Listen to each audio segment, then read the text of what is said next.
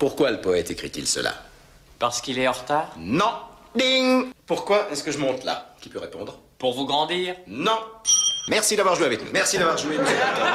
Comme tu peux le voir, à plusieurs moments du film, Keating corrige ses élèves. Il les pousse à questionner leur esprit critique et à revenir sur des réponses ou des méthodes connues pour les améliorer. C'est ce qu'on appelle le retour sur erreur ou le feedback. C'est notre troisième pilier de l'apprentissage. Pour apprendre, nous avons besoin d'échouer. Mais sans une explication claire de ce qui a été mal entrepris, échouer ne sert plus à rien. C'est là qu'intervient un professeur tel que Monsieur Keating. Et c'est la qualité et la précision du retour que l'élève reçoit qui va déterminer la rapidité avec laquelle il va apprendre. Dans le cerveau, le retour sur erreur est en réalité des boucles d'apprentissage qui se font entre deux zones bien spécifiques, le cortex et le système limbique. Le cortex, on en a déjà parlé dans l'épisode précédent pour son rôle dans l'attention. Le système limbique, il est enfoui au centre du cerveau et il inclut notamment le centre de la mémoire.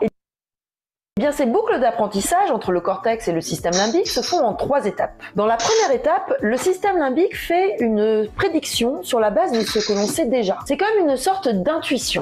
Je vous vois un voyage de prévu, vous aviez l'intention de partir quelque part? Non plus. Ben si.